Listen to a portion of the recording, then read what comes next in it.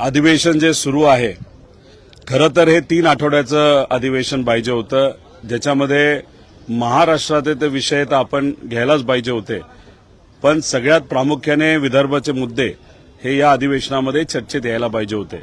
पण दुर्दैव असं गल्लीतले विषय या अधिवेशनामध्ये जास्त चर्चेत दुर्दैवाने त्या ठिकाणी येत आहेत, पण महत्वाचे विषय कुठेतरी बाजूला राहत आहेत. पण शेवटी मराठी मीडिया लोकांपर्यंत अनेक महत्वाचे मुद्दे हे घेऊन जात असते. त्यामुळे आज आपल्या सर्वांसमोर एक महत्वाचा मुद्दा आणि अधिवेशनामध्ये सुद्धा हा मुद्दा त्या ठिकाणी आम्ही सर्वजण मिळून मांडणार आहोत. ते म्हणजे एनसीआरबीचा एक रिपोर्ट, म्हणजे केंद्र सरकारचा एक रिपोर्ट काही दिवसांपूर्वी हा प्रसिद्ध झाला. हा खरं तर क्राईम रेट राज्यांमध्ये काय लेवलला आहे या बाबतीचा हा रिपोर्ट असतो. याच्यामध्ये विकासाच्या बाबतीत महाराष्ट्राचा अव्वल नंबरला दुर्दैवाने त्या ठिकाणी जाऊ शकला नाही, पण क्राईमच्या बाबतीत मात्र महाराष्ट्राचा कुणीही हात धरू शकला नाही, अशी आजची परिस्थिती आहे.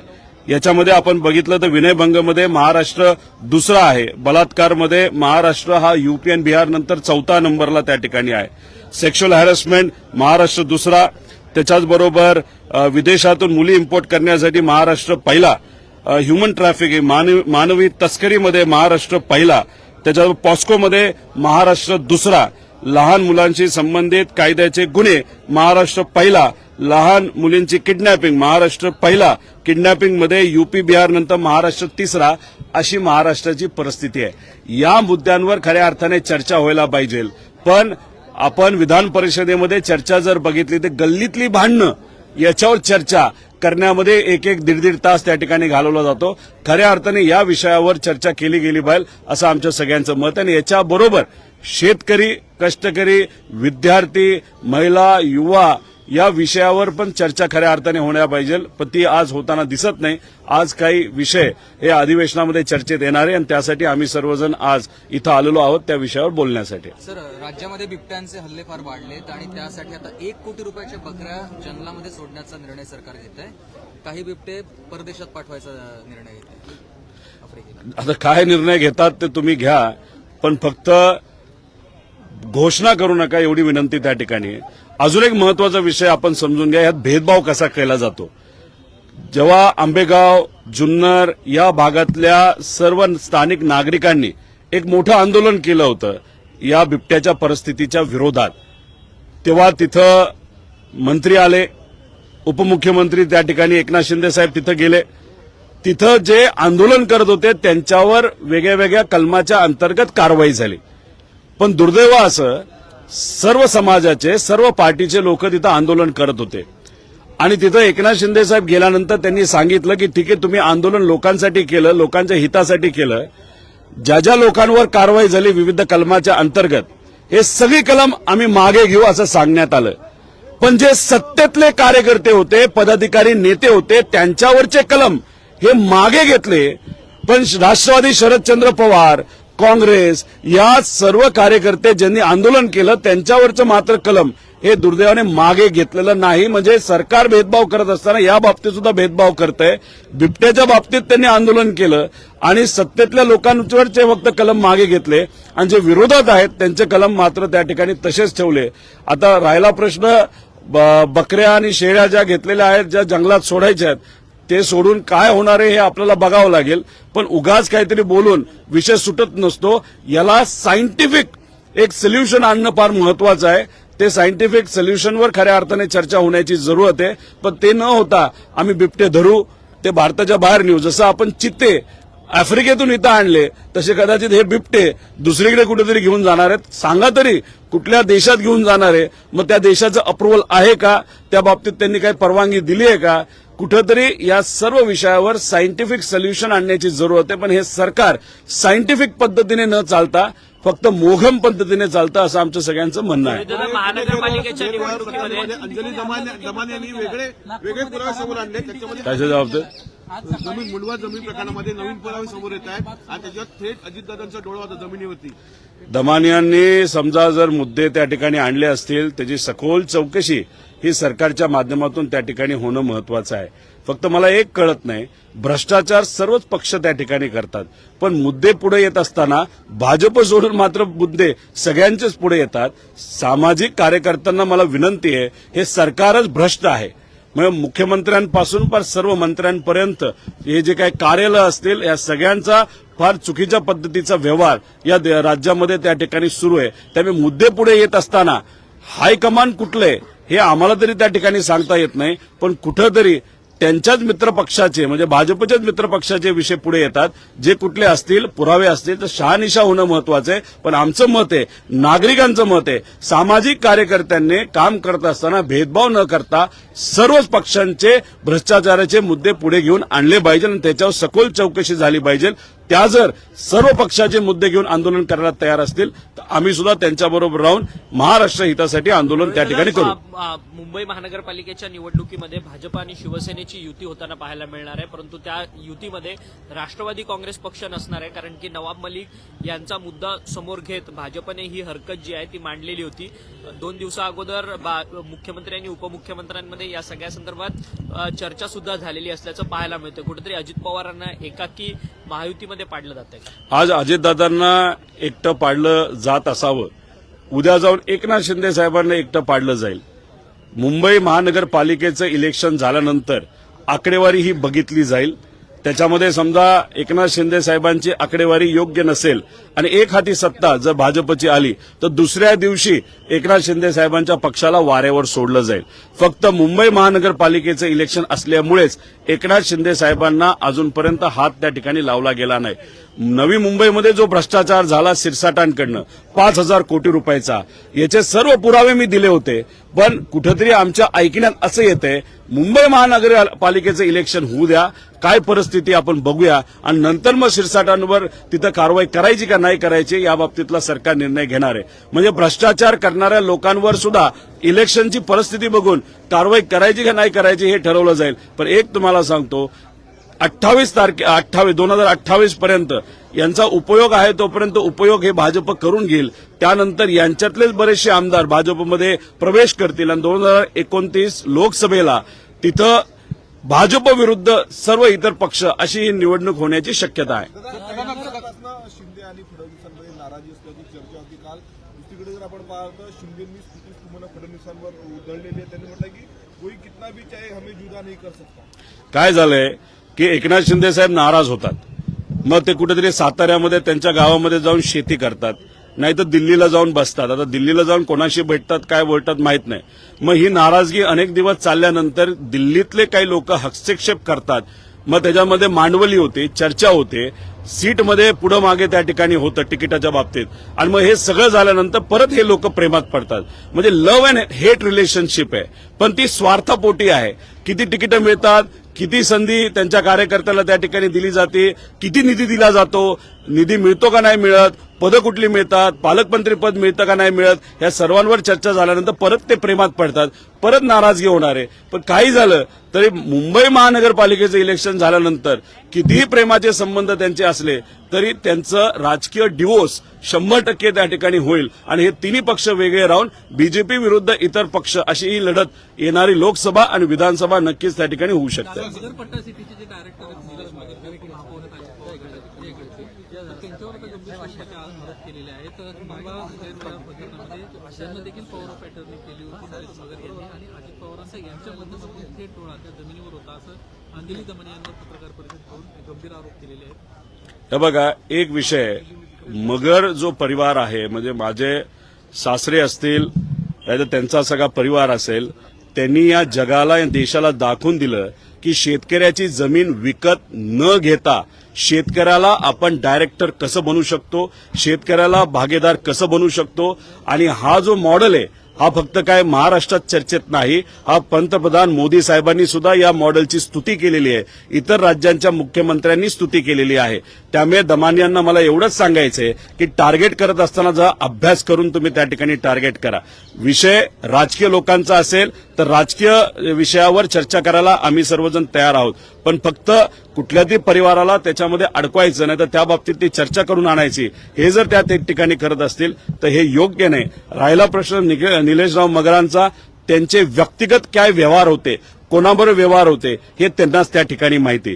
त्यामुळे कुणीतरी कुठल्या तरी कंपनीमध्ये डिरेक्टर आहे आणि त्यांनी जर व्यक्तिगत जीवनामध्ये कुठली तरी त्या ठिकाणी काही डील केला असेल नाही तर कॉन्ट्रॅक्ट केला असेल तो त्यांचा व्यक्तिगत विषय असू शकतो. त्यामुळे पुरावे असल्याशिवाय त्या ठिकाणी कुठेही बोलू नये. आणि दमानिया मॅडमला मला एवढंच सांगायचं आहे की तुम्ही बोलत असताना थोडं स्पष्टपणे बोलणं फार महत्वाचं आहे. उगाच अस्पष्ट बोलत असताना कुठल्या तरी कंपनीचं नाव त्या ठिकाणी खराब होत असेल नाहीतर काही लोकांची चांगली प्रतिष्ठा खराब होत असेल तर हे कोणालाही त्या ठिकाणी पटणार नाही. राजकीय टीका टिप्पणी करत असताना स्पष्ट बोलणं अतिशय महत्वाचं आहे. निलेश मगर व्यक्तिगत त्यांच्याबद्दल तुम्ही बोलत असाल तर त्यांच्याबद्दलच तुम्ही त्या ठिकाणी बोलावं. उगाच दुसऱ्या कंपनीला याच्यामध्ये उडलं जाऊ नये असं आमचं सगळ्यांचं मत आहे. या सातत्याने ज्या काही आरोप करतात आहेत त्या काही स्पेसिफिक पद्धतीने आरोप करताना पाहायला मिळतात आहेत का? कारण की अजित पवार आणि पवार कुटुंबियांना सातत्यानं टार्गेट होताना पाहायला मिळतात या सगळ्या आरोप. आजपर्यंत तुम्ही बघितलंय का की दमानिया मॅडमनी कधी भाजपवर बोललेलं, त्यांना कुठून तरी आदेश येतो, त्या सामाजिक कार्यकर्त्या चांगले, मी त्या विषयाबद्दल बोलत नाही. करप्शन बद्दल जर कोणी बोलत असेल, पुराव्यासकट बोलत असेल, त्या गोष्टीचं स्वागतच त्या ठिकाणी आपण सर्वांनी केलं पाहिजे. पण फक्त ठराविक पक्षांना टार्गेट करण्यापेक्षा तिन्ही पक्षांना टार्गेट करायला काय हरकत आहे? भाजपकडनं सुद्धा मोठ्या प्रमाणात भ्रष्टाचार हा केला जातोय. मग करत असताना टार्गेट करत असताना तिन्ही पक्षांना तुम्ही टार्गेट का करत नाही? फक्त विशिष्ट 2 पक्षांनाच का टार्गेट करतात? याच्यावरूनच काही प्रमाणात आपल्याला कळतं की इथं कुठंतरी एक सिलेक्टिव्ह प्रकारचं समाजकारण केलं जातं. हे केलं जाऊ नये, त्यांच्याबद्दल मला आदरच आहे. पण शेवटी करत असताना सिलेक्टिव्ह समाजकारण कधी होत नसतं.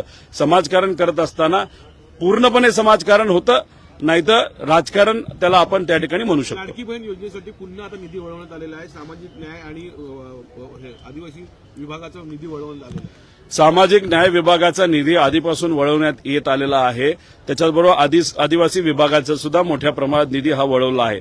याच्यामुळे नुकसान हे लहान बालकांचं होतं, महिलांच्या आरोग्याचं होतं. कारण का आदिवासी भाग असेल नाही तर समाज कल्याण, यातला मोठा पैसा हा आरोग्यासाठी नाही तर वेगळ्या वेगळ्या त्यांच्या ज्या योजना आहेत ज्याच्यामध्ये कुठंतरी आरोग्य असेल, नाहीतर सामाजिक प्रतिष्ठा, नाहीतर त्यांना आर्थिक ताकद देणं, या विषयावर जो निधी खर्च केला जातो तो दुर्दैवाने आता केला जात नाही. आणि याच्यामुळे जे नुकसान होतं ते कधीही भरून काढता येणार नाही.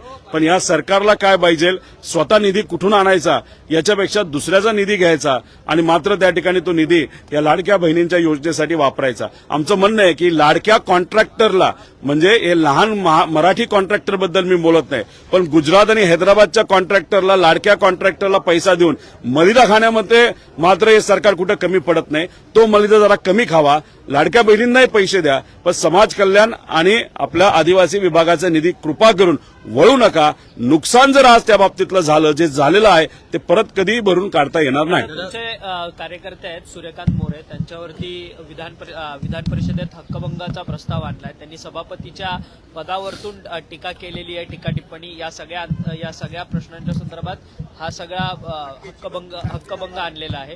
कुठेतरी तुम्हाला या राम शिंदे टार्गेट करतात आहेत का? एक आपण सगळ्यांनी समजून घेतलं पाहिजे, तिथं नगर परिषदचं इलेक्शन होतं. लढाई कोणाच्या विरोधात होती तर रोहित पवारांच्या विरोधात राम शिंदे अशी ती लढाई होती. राम शिंदे तिथं प्रचार करत असताना हे भाजपचा प्रचार करत होते.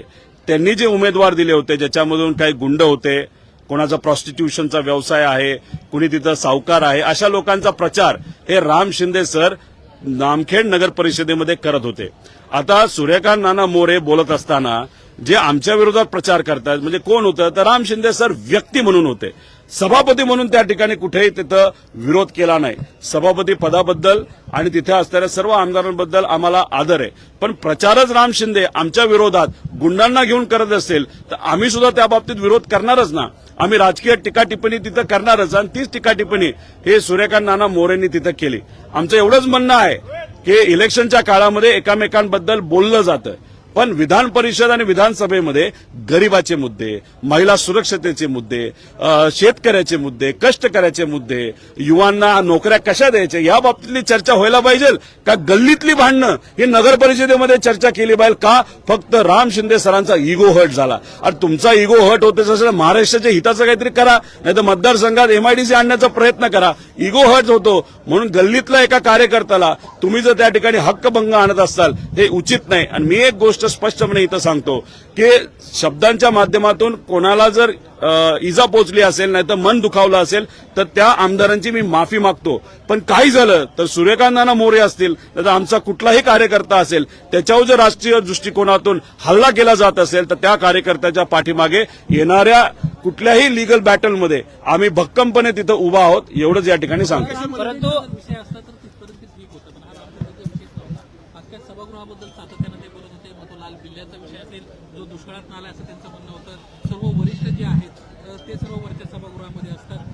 ज्यांना काही काम नाही, केवळ 3 दिवसच त्यांचं काम असतं, अशा लोकांना ज्यांना पंचायत समितीपेक्षा सभापतीपेक्षा सुद्धा जास्त अधिकार आहेत, अशा व्यक्तीही त्या विधान परिषदेमध्ये बसत असतात.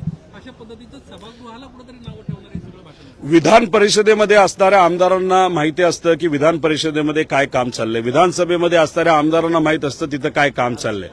आता जर कुणीतरी जिल्हा परिषदचा सभापती नाही तर पंचायत समितीचा सभापती, जसं सूर्यकांत नानाबोरो हे पंचायत समितीचे सभापती राहिलेले आहेत, त्यांना त्यांच्यापुरतंच माहिती आहे ना सभापती पंचायत समितीचा काय काम करतो. आणि उद्या जाऊन ते जर त्या पदावर राहिले असतील तर त्या पदाबद्दलची टिमकी ते वाजवणारच ना, त्याबद्दल चांगलं बोलणारच. त्यांना विधान परिषदेमध्ये काय होतं हे थोडी त्या ठिकाणी माहिती आहे. आणि मग बोलत असताना राम शिंदेच्या विरोधात ते तिथं त्या ठिकाणी बोलत होते, ते कुठेही पदाच्या विरोधात तिथं बोलत नव्हते. आणि आज दुर्दैवाने या सरकारच्या काळामध्ये आपण जर बघितलं, आता नागपूर अधिवेशन विदर्भासाठी अतिशय महत्वाचं अधिवेशन आहे. हे किती दिवसाचं आहे? हे 6 दिवसाचं आहे. पण ओव्हरऑल गेल्या 5 वर्षाचं ऍव्हरेज जर आपण काढलं तर 30 दिवसापेक्षा जास्त न विधान परिषद चालले न विधानसभा चाललेलं आहे. त्यामुळे खरंच खोलात जाऊन जर आकडेवारी करायला गेलो, खरंच विधानसभा आणि विधान परिषद चाललंय का 30 दिवसापेक्षा जास्त, याचाही सखोल अभ्यास त्या ठिकाणी केला पाहिजे. विषय समजून घ्या की जे काही विधान परिषद आणि विधानसभेमध्ये आज जे चाललंय, गोंधळ चाललाय, कुठेतरी तिथं खऱ्या अर्थाने लोकांच्या हिताचे प्रश्न घेण्यापेक्षा राजकारण त्या ठिकाणी चालू आहे. त्यामुळे बाहेर बसणाऱ्या सामान्य व्यक्तीला, सामान्य नागरिकांना आपल्या या विधान परिषदेबद्दल, विधानसभेबद्दल काय वाटतं हे सुद्धा कुठेतरी लोकांनी तिथं समजून घेतलं पाहिजे, आमदारांनी समजून घेतलं पाहिजे. इथं गल्लीतली चर्चा जर होणार असेल तर लोक म्हणतील तुम्हाला गल्लीतली भांडणं सोडवण्यासाठी आम्ही निवडून दिलेलं नाही, महाराष्ट्रातले प्रॉब्लेम सोडवण्यासाठी निवडून दिलेलं आहे. त्याच्यावर चर्चा करण्याची जरूरत आहे. हे नक्कीच लोकांचं मत हे गेल्या काही वर्षांमध्ये ज्या पद्धतीने आपलं विधान परिषद आणि विधानसभा चालू आहे त्याच्यावरनं या सगळ्या गोष्टी बघितल्यानंतर, ज्या पद्धतीचं भांडण इथं चालतं, राजकारण चालतं, या सगळ्या गोष्टी बघितल्यानंतर दुर्दैवाने विधान परिषद आणि विधानसभेबद्दल सामान्य लोकांचं मत हे कुठं ना कुठेतरी पूर्वीची जी परिस्थिती होती आणि आजची परिस्थिती बघितली, कुठेतरी मत थोडंसं खराब झालंय असं आपल्याला म्हणावं लागेल. नाशिकमधला एक महत्वाची घटना समोर येते. नवरा बायकोची टोळी मिळालेली आहे. अहो, मी आता तुम्हाला सांगितलं, मानवीय तस्करीमध्ये महाराष्ट्र पहिला आहे. विदेशातून मुली इम्पोर्ट करण्यामध्ये महाराष्ट्र पहिला, असं एनसीआरबी म्हणजे केंद्र सरकारचाच रिपोर्ट म्हणतो. तुम्ही एक कुठल्या तरी गावाचा विषय तिथं घेतलाय तस्करीबद्दल लहान मुलांच्या, इथं जर महाराष्ट्राची परिस्थिती बघितली तर महाराष्ट्र या देशामध्ये 1 नंबरला आहे तस्करीच्या बाबतीत. त्यामुळे ही परिस्थिती फक्त एका गावाची, एका शहराची नसून ही अख्ख्या महाराष्ट्राची परिस्थिती आहे. आणि ह्याला पूर्णपणे होम मंत्रालय तिथं महाराष्ट्राचं जबाबदारी असं आपल्याला म्हणावं लागेल. त्याला जोडून विचारतो, कारण स्वतःच्या पोटच्या 14 मुलांना जन्म द्यायचा, त्यापैकी 6 मुलं विकायची. नेमकं कुठे महाराष्ट्र कुठल्या बाजूला चाललेला आहे, काय सांगाल?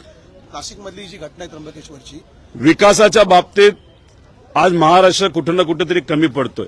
नोकऱ्या देण्याच्या बाबतीत महाराष्ट्र कमी पडतोय. जो मूलभूत हक्क आहे लोकांना जो दिला गेला पाहिजे त्यात महाराष्ट्र कमी पडतोय. शेतकऱ्याला हमीभाव देण्यासाठी महाराष्ट्र कमी पडतोय. मजूर तिथं अडचणी येते. आणि मग सरकार कशावर चालतंय तर 1500 रुपये महिन्याला आपण जर महिलांना दिले त्याच्यावर आपण निवडून येतोय, त्याच्यावर हे सरकार मस्त आहे. 80,000 पेक्षा जास्त कॉन्ट्रॅक्टर अडचणीत आहेत. मग या सगळ्या हेतूतून गरिबी एवढ्या मोठ्या प्रमाणात आपल्या या देशात आणि महाराष्ट्रात वाढत चाललेली आहे. जर ती घटना तशी घडली असेल, पोटच्या मुलांना जर तिथं पैशासाठी विकलं जात असेल, ही दुर्दैवी गोष्ट आहे. एक तर ही चुकीचीच आहे. मी निषेधच या गोष्टीचा करतो. तुम्ही पालक असणार, कितीही आर्थिक परिस्थिती तुमची हलाखीची असली, पण पोटच्या मुलांना विकणं हे अयोग्य आहे. पण हे अयोग्य असताना त्यांच्यावर कारवाई करत असताना ही परिस्थिती का आली या महाराष्ट्रामध्ये, याचाही खऱ्या अर्थाने अभ्यास सखोल दृष्टिकोनातून त्या ठिकाणी झाला पाहिजे अशी आमच्या सगळ्यांची मागणी आहे. एक शेवटचा प्रश्न, तुम्ही जय पवारांच्या लग्नात गेलेला होता. रोहित दादा, तुमचा आणि अजित पवारांचा डान्सचा व्हिडिओ संपूर्ण व्हायरल झालेला होता. त्यावरती देखील राम शिंदे यांनी आपली नाराजी व्यक्त केली की यांच्या राजकारणामुळे माझा बळी गेलाय म्हणून. राम शिंदे सरांचं कसं आहे, 2019ला पडले, ते रडले, त्यांना आमदारकी मिळाली. त्यानंतर 2024ला ते पडले, रडले, त्यांना सभापतीपद तिथं मिळालेलं आहे. त्यामुळे रडण्याची त्यांची थोडीशी सवय आहे. कोविडच्या काळामध्ये लोक महाराष्ट्राची अडचणीत होती, पण कर्जत जामखेडची सुद्धा अडचणीत होते. तेव्हा हे घरी बसून त्यांच्या लॉनला पाणी दिल्यामध्ये मग्न होते. आणि 2024ला प्रचार गुंडांना घेऊन माझ्या विरोधात तिथं केला.